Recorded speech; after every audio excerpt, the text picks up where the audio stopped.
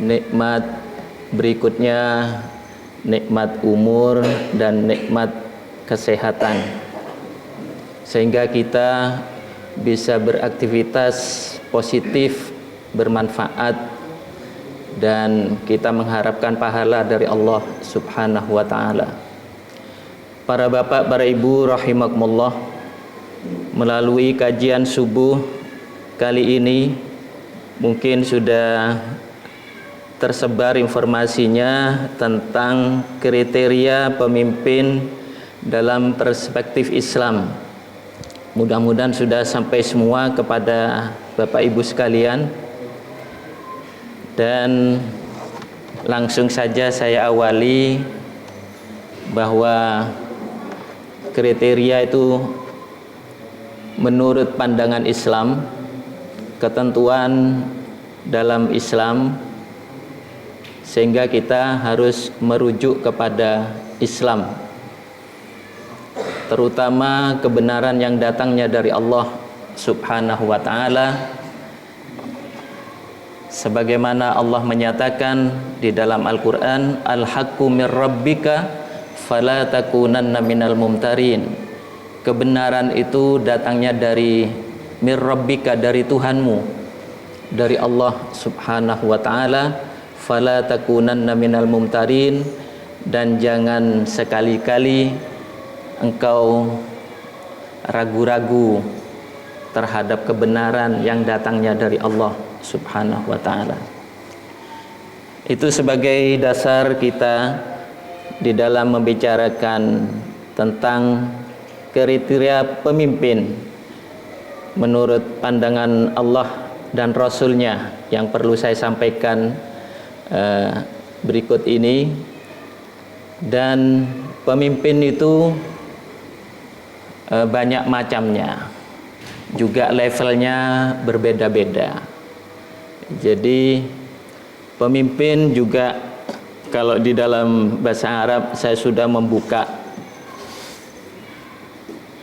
kamus besar bahasa Arab, namanya Al-Munjid. Al-Munjid fil lughah wal a'lam. Itu kamus bahasa Arab internasional. Dan ada lagi yang paling besar, itu Al-Mausu'ah. Ada di UIN ya. Jadi kitabnya tidak ada di tempat yang lembaga pendidikan yang kecil, tapi pendidikan lembaga yang besar. Jadi kalau belajar bahasa Arab maka diwajibkan punya Al-Munjid itu, sehingga kalau di pesantren Gontor Ponorogo itu diwajibkan semuanya harus punya Al-Munjid fil lughah wal a'lam. Ternyata yang menyusun adalah orang Nasrani. Nah, jadi kita belajar dari orang Nasrani bisa menyusun kamus besar bahasa Arab tingkat internasional. Dan orang Nasrani itu bernama Louis Makhlouf ya, Louis Makhlouf. Jadi luar biasa, hampir semua umat Islam belajar dari kamus ini, karena memang kamusnya gitu, satu kata itu penjelasannya sangat rinci. Jadi luar biasa, mengapa bukan umat Islam yang menyusun kitab kamus besar bahasa Arab internasional itu. Jadi di sana banyak disebutkan, ada yang bernama Rois. Rois itu bisa kepala, bisa ketua, bisa presiden, sampai disebutkan begitu. Rois. Jadi itu memang dari kepala. Kepala itu bahasa Arabnya Roksun. Roksun itu kepala. Rois itu bisa kepala, bisa ketua, bisa kepala negara. Jadi kalau raja itu bahasa Arabnya Malik. Malik gitu saja ya, pendek, mim lam kaf. Malik Fahad, Malik Abdullah, Malik Salman gitu ya, dan seterusnya. Itu kalau raja cukup Malik. Dan kalau malak itu malaikat. Nah, jadi kalau kita menjumpai malaikah di dalam Al-Quran, itu bentuk jamak dari malak. Jadi kalau malaikatnya satu, cukup malak, ya. Nah, padahal dekat sekali ya antara malaikat dan raja. Hanya sakalnya saja atau harokatnya yang berbeda sedikit saja sudah berubah. Malik, raja, malak, malaikat. Hanya ini kita tidak pernah mengucapkan malak itu, tidak pernah mengucapkan yang tunggal. Nama benda yang tunggal itu langsung jamak. Kita itu pokoknya ikut-ikutan saja ya. Malaikat ya malaikat gitu ya. Pengucapannya malaikah. Jadi bentuk tunggalnya malak. Kalau itu malaikat ya. Tapi ini raja itu malik. Tapi kalau kepala negara cukup rois. Nah, sehingga kalau ketua organisasi aja juga disebut rois. Kepala negara disebut rois gitu ya. Pemimpin kalau tidak rois disebut imam. Nah, di dalam hadis Rasulullah itu disebut imam, pemimpin itu. Imam. Makanya imam yang adil itu sangat penting. Yang berbuat keadilan ya, apalagi membuat regulasi yang adil. Kalau sudah tidak adil, ini menyengsarakan rakyat. Di situ kata-kata pemimpin yang banyak disebutkan di dalam kamus Munjid itu. Saya mulai dari persyaratan atau ketentuan, tidak lepas dari Rasulullah Sallallahu Alaihi Wasallam. Jadi sifat-sifat Rasulullah itu harus dipakai, harus ada pada diri pemimpin. Yang kita sudah kenal semua 4 itu ya. Dari as-sidqu. As-sidqu itu jujur. Jadi beda dengan as-siddiq ya. Kalau as-siddiq itu orang yang percaya. Tulisannya beda. As-sidqu jadi alif lam shad dal qaf itu jujur ya. Kalau as-siddiq orang yang percaya ditambah ya, lebih panjang. As-siddiq ya, diberi tasdid, kemudian ada ya sukun. As-siddiq itu orang yang percaya. Dalam arti al-musaddiq, orang yang percaya. Al-mu'min itu orang yang percaya. Jadi orangnya, perbuatannya iman, apa yang dilakukan itu keimanan, iman. Orangnya mukmin. Orang yang percaya, mukmin, persamaannya musaddiq atau as-siddiq itu tadi. Mengapa sahabat Abu Bakar itu hanya sendirian diberi gelar as-siddiq itu? Karena Abu Bakar orang yang pertama kali, orang laki-laki dewasa yang pertama kali beriman kepada Rasulullah Sallallahu Alaihi Wasallam, sehingga mendapat gelar Abu Bakar As-Siddiq ya, bukan Abu Bakar ya Siddiq ya. Banyak mengucapkan Abu Bakar ya Siddiq. Abu Bakar As-Siddiq. Jadi Abu Bakar yang percaya pertama kali kepada Rasulullah Sallallahu Alaihi Wasallam.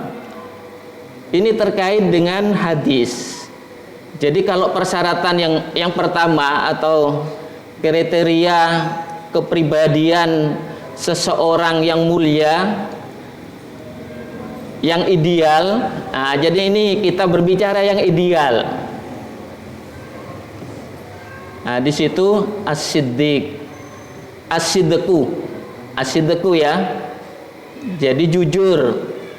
Ada di dalam hadis Rasulullah Sallallahu Alaihi Wasallam, inna sidqa yahdi ilal birri.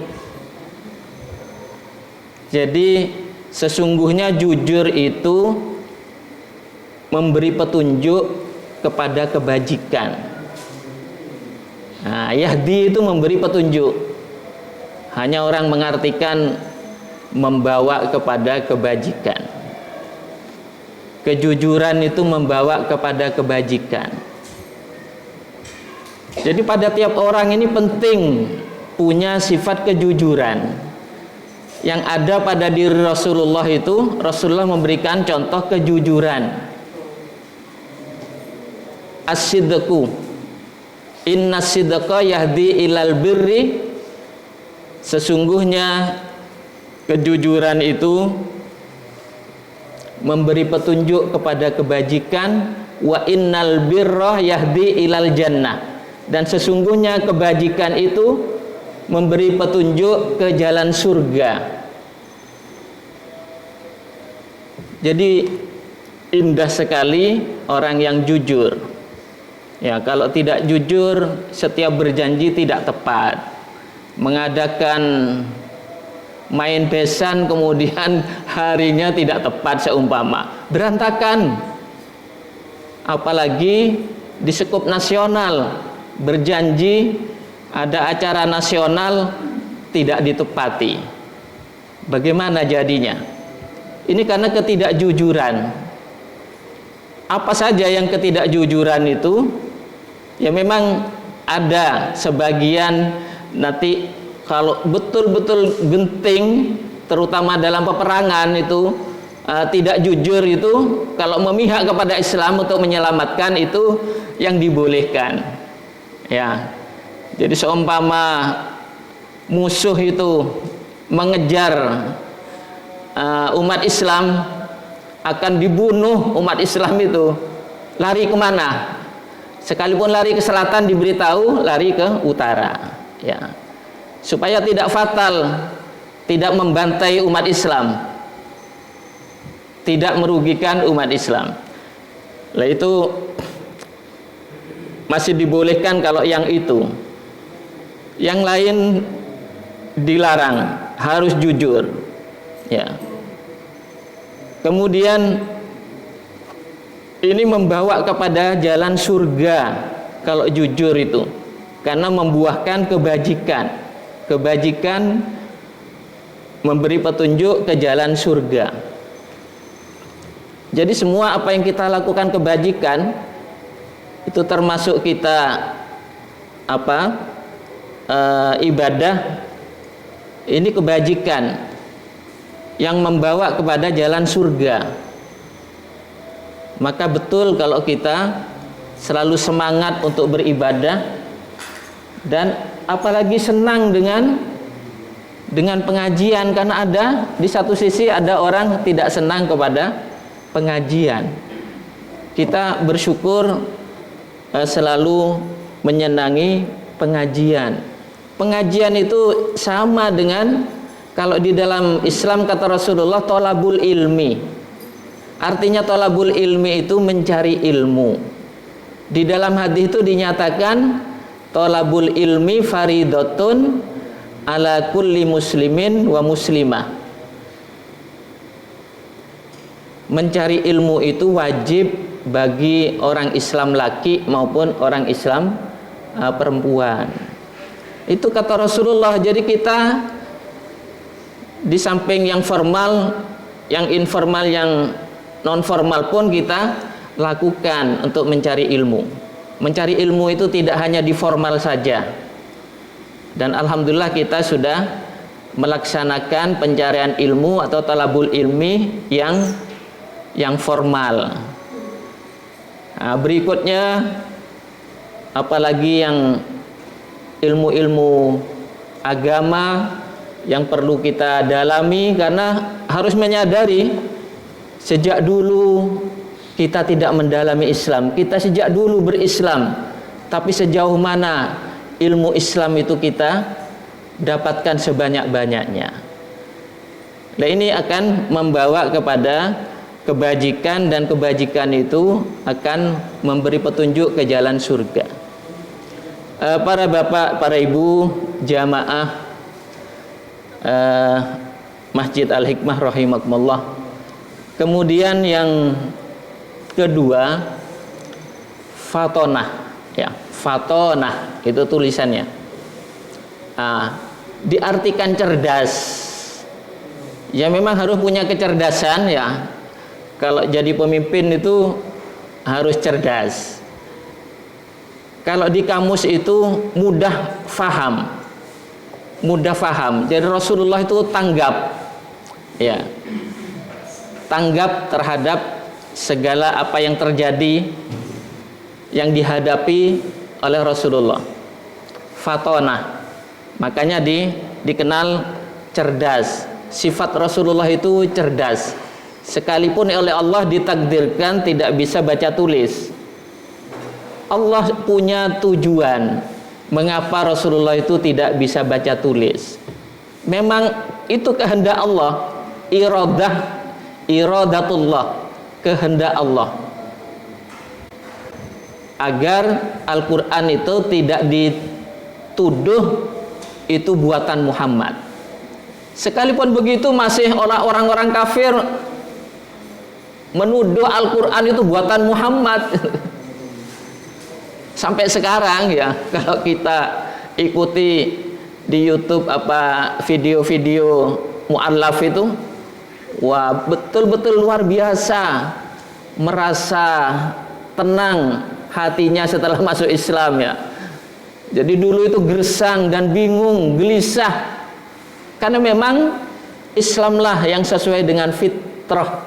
Nah, fitrah itu bukan suci artinya. Fitrah itu kejadian. Apa yang diciptakan oleh Allah itu berupa suatu kejadian. Jadi manusia, kun fayakun, jadi manusia. Lah itu, jadi bukan suci artinya. Kalau suci itu diambil dari namanya kalau bayi itu belum punya dosa, sehingga diambil dari sana. Semua yang dilahirkan, kata Rasulullah, kullu mauludin, setiap yang dilahirkan, yuladu alal fitrah, dilahirkan oleh Rasulullah menjadi satu kejadian, suatu bentuk, begitu ya, satu bentuk yang sudah diciptakan oleh Allah, yang memang diciptakan dalam keadaan Islam. Maka siapa kalau anaknya itu kemudian tidak di jalan Islam, ternyata kedua orang tuanya yang menentukan. Fa abawahu yuhawwidani au yunassirani ayu majisani. Apakah anak itu menjadi yuhawwidani, menjadi Yahudi, yunassirani, jadi Nasrani, au yumajjisani, atau menjadi Majusi. Ternyata kata Rasulullah itu kedua orang tua mungkin pergaulannya tidak dijaga, dia di lingkungan mana yang membahayakan dibiarkan. Makanya anak kita pergaulannya harus dijaga itu. Kalau anak itu sekolah jauh, kos gitu, siapa temannya? Karena sekarang itu karena mudah sekali. Jadi narkoba itu gratis dulu, diberi gratis dulu, setelah itu suruh beli sendiri, setelah kecanduan. Gitu yang terjadi, itu banyak terjadi begitu. Sampai anaknya siapa itu penyanyi sampai berapa kali masuk tahanan itu, sampai 2 kali atau 3 kali. Nah, karena kecanduan. Dan itu karena pergaulan. Para jamaah rahimakumullah, jadi Rasulullah itu cerdas, dan kecerdasannya oleh Allah ditentukan, ditakdirkan tidak bisa baca tulis, dan banyak hikmah mengapa Rasulullah oleh Allah ditentukan atau ditakdirkan tidak bisa baca tulis. Tapi Rasulullah itu cerdas. Ini kalau pemimpin memang harus cerdas. Tidak boleh pemimpin itu yang bodoh. Sehingga kalau bodoh, punya latar belakang sedikit pengalaman saja sudah diolok-olok oleh orangnya. Nah, mengolok-olok aja tidak boleh sekalipun itu orang bodoh. Ya, Itu tidak sekolah, hanya kursus gitu, itu tidak boleh. Macam-macam lah dijelek-jelekkan gitu. Pokoknya dalam Islam kita di pesta demokrasi ini tidak boleh saling menjelekkan. Nah, kita berpegang kepada Al-Quran, memperolok siapapun tidak boleh. Nah, harus jaga kerukunan, ya. Kita sesama bangsa menjadi bangsa yang baik, tidak boleh saling mengolok. Jadi kalau sudah saling mengolok itu ada rasa dengki. Nah, rasa dengki juga tidak boleh. Oleh Rasulullah juga banyak sekali hadis-hadis yang melarang berbuat hasad. Nah, bukan hasud ya, yang betul itu hasad.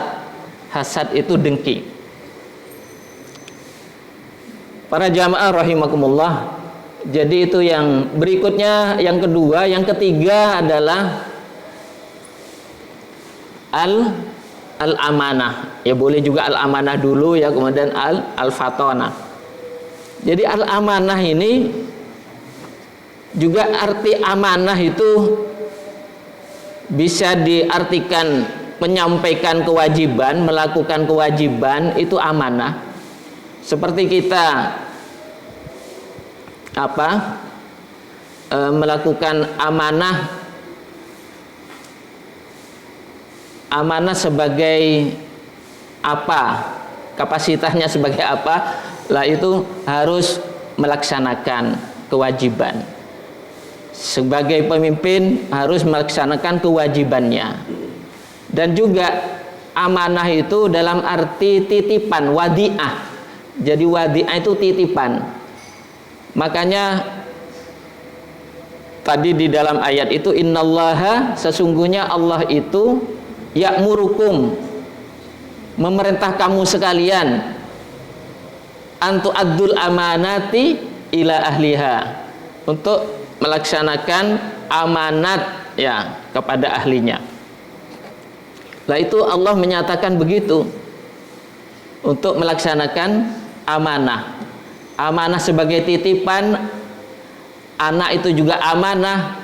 Jadi amanah itu bermacam-macam yang harus ditunaikan, baik itu berupa kewajiban atau titipan semata yang bukan wajib. Jadi ada yang wajib, ada yang tidak wajib. Kalau hanya sekedar titipan yang bukan dalam kategori wajib. Jadi di situ al-amanah, karena yang ketiga, amanah itu kalau tidak dilaksanakan menjadi khianah. Nah, khianah itu khianat, tidak bisa dipercaya. Lah kalau pemimpin harus bisa dipercaya. Kalau pemimpin tidak bisa dipercaya gimana? Ramai rakyatnya, ya, keluarnya ramai, demonya ramai. Lah ini karena akibat dari pemimpin yang tidak amanah. Ini penting sekali. Jadi kalau sudah, insya Allah kalau mengikuti ajaran Islam, insya Allah akan baik, negeri ini akan semakin baik. Jadi amanah. Jadi lawan dari amanah adalah khianat. Oh, bahkan kata Rasulullah ini masuk kategori tanda-tanda orang munafik. Tanda orang munafik yang pertama, idza hadatsa kadzaba. Apabila berbicara dia dusta. Wa idza wa'ada akhlafa. Yang kedua, apabila berjanji dia tidak menepati janji. Jangan mudah janjilah ya kalau tidak bisa menepati. Apa istilahnya dalam nyanyian itu? Bertepuk apal semua ya, bertepuk sebelah tangan. Nah, jadi jangan mudah berjanji kalau tidak bisa menepati. Yang ketiga, wa idzatu minahona, ini kalau dipercaya berkhianat. Wah, orang yang tidak bisa dipercaya. Nah, kecewa. Ya. Rakyatnya kecewa. Bangsa ini bisa kecewa secara nasional nanti kalau pemimpinnya khianat. Nauzubillah. Jadi kita semua insya Allah sama keinginannya itu mudah-mudahan punya pemimpin yang amanah. Ya. Ya, diaminkan ya. Amin ya. Amin itu kabulkanlah artinya. Kabulkanlah permintaan kami. Istajib gitu ya kalau di dalam kamus itu. Amin itu bisa kata kerja berbentuk perintah. Kata kerja perintah gitu ya. Sebenarnya lengkapnya isim fi'il amr. Isim juga bisa disebut isim. Amin itu bisa disebut kata kerja fi'il. Fi'ilnya fi'il amr. Nah, itu amin ya. Tidak usah ditambah Rabbi firli wali walidayya amin kalau Al-Fatihah. Jadi kalau tidak ada tuntunannya tidak usah ditambah-tambah ajaran Islam itu ya. Nah, gitu. Nah, kemudian yang keempat itu tabligh. Tabligh itu menyampaikan apa? Ya selalu menyampaikan kebenaran. Jangan sampai yang menyesatkan. Jadi tabligh itu menyampaikan, orangnya disebut muballigh. Nah, gitu ya. Jadi ballagha yuballighu tablighan fahuwa muballigh itu. Kira-kira gitulah kalau dalam bahasa Inggris irregular verb-nya itu. Ya. Jadi irregular verb itu dalam bahasa Arab disebut ilmu shorof. Jadi perubahan kata kerja itu masalah tenses itu ya di situ. Nah, jadi sama aja lah gitu ya. Ilmu shorof atau irregular verb. Nah, jadi tabligh itu apa yang dilakukan orang yang mubaligh, orang yang menyampaikan. Jadi Rasulullah itu mubaligh. Semua kita ini sebenarnya mubaligh. Ya. Mubaligh.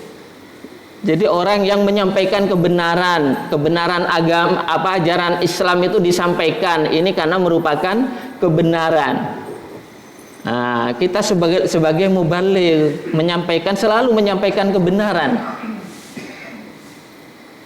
Nah, jadi ballagha. Nah, nanti kalau belajar ilmu shorof itu dari fa'ala. Jangan fa'ala gitu saja, balagha salah, ya. Gitu ya. Dari balagha gitu. Ballagha beda di situ, sama dengan nanti membuat kalimat itu kan di situ bedanya nanti. Jalasa duduk. Kalau ajalasa mendudukkan, duduk dengan mendudukkan beda. Iya. Nah, balagha itu sampai. Kalau balagha menyampaikan berbeda. Jadi ditambah tasdid saja sudah berbeda. Nah, itu nanti kalau kita belajar istilahnya ilmu alat, itu ilmu shorof dan ilmu nahwu. Nahwu itu artinya benar, contoh yang benar, artinya contoh nahwu itu. Jadi kalau ilmu grammar bahasa Arab, gramatika bahasa Arab itu ilmu shorof dan ilmu nahwu. Shorof itu perubahan kata kerja, ya sesuai tensisnya nanti itu. Kemudian nahwu itu contoh, berarti itu contoh kalimat yang benar. Nah, jadi kalau belajar bahasa Arab diberi kalimat contoh itu sudah pasti benarnya, asalkan percetakannya tidak keliru. Ini banyak percetakan keliru ya. Nulis khutbah bahasa Arabnya saya banyak itu meralat dalil-dalil yang keliru karena ini mungkin tenaga ahlinya kurang tepat mungkin ya, sehingga terjadi banyak percetakan tuh keliru. Kalau dulu kan buku adalah teman yang paling jujur. Buku adalah teman yang jujur, kan gitu dulu ya. Sekarang kalau banyak cetakan yang keliru, sudah tidak jujur lagi. Harus ditarik dari peredaran gitu. Kembalikan ke percetakan lagi. Nah, ini banyak terjadi begitu ya. Jadi sulit atau capek lah kalau untuk meralat sekian banyak tulisan Arab yang keliru. Bapak Ibu rahimakumullah, kemudian itu tabligh, selalu menyampaikan kebenaran. Oleh karena itu Rasulullah menyatakan balighu anni walau ayah. Sampaikan anni dari aku, walau ayah, walaupun satu ayat. Ajaran Islam sampaikan sekalipun satu ayat, ya. Jadi kalau ada orang marah, diberi dalil innallaha ma'as-sabirin gitu ya. Itu satu ayat gitu ya. Innallaha ma'as-sabirin, apa artinya? Sesungguhnya Allah itu beserta orang-orang yang sabar gitu. Yang marah tidak akan jadi marah. Itu sudah bertabligh, menyampaikan yang benar gitu ya.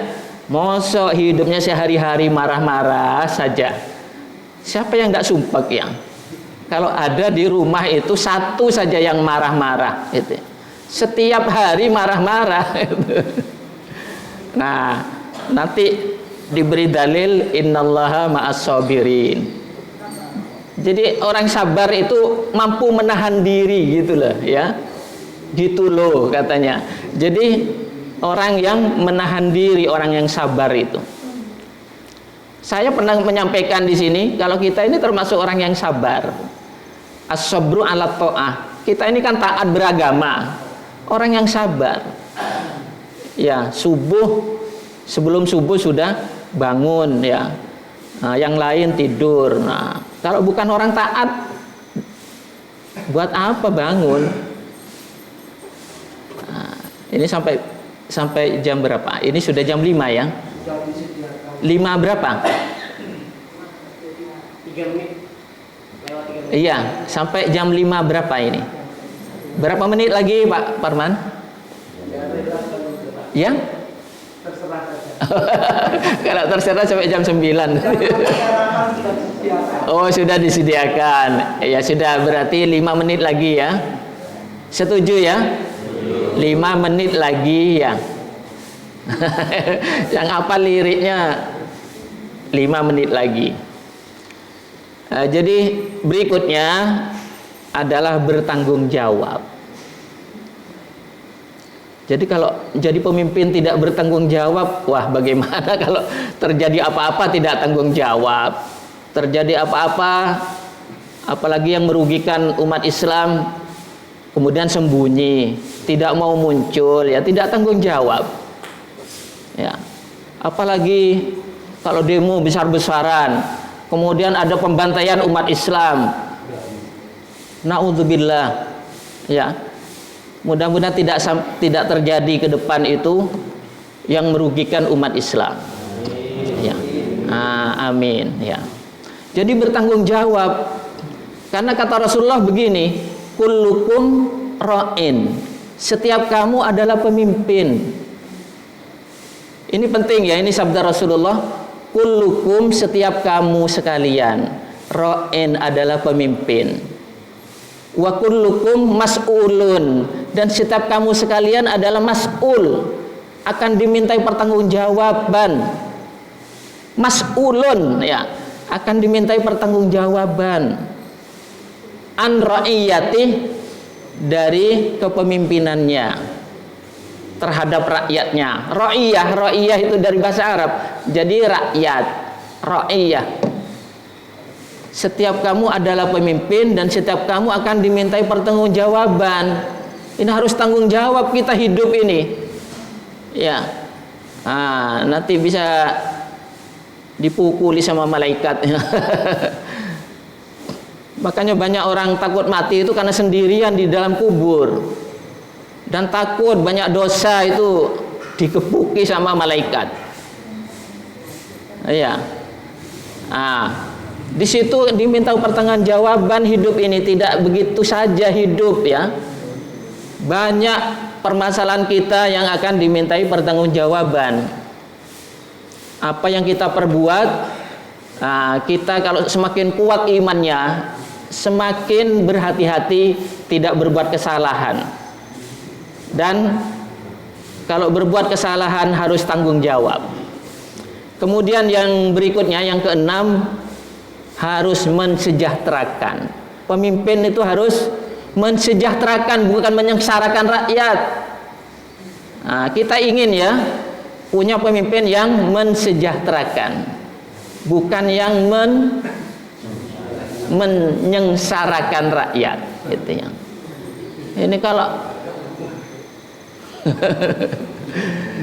selalu ingat ke zamannya Pak Harto itu ya, enak zamanku toh. Ya, ini orang banyak kaki lima itu yang mengeluh itu, modalnya untuk diputar lagi aja, apalagi cari laba sulit sekali katanya. Kasihan kalau kita mendengar yang arus bawah ini Pak ya.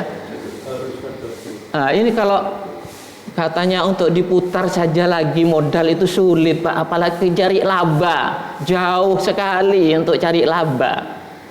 Nah, ada suara begini kan kita. Nah, ini juga faktornya dari pemimpin itu. Nah, bisa sejahtera atau tidak, ekonominya meningkat atau tidak, itu karena pemimpin. Apa perlunya kabinet yang akan, makanya harus memilih kabinet menteri-menteri yang ahli-ahli, ahli ekonomi, ahli kesehatan, ahli agama dan seterusnya. Karena tujuannya untuk mensejahterakan rakyatnya.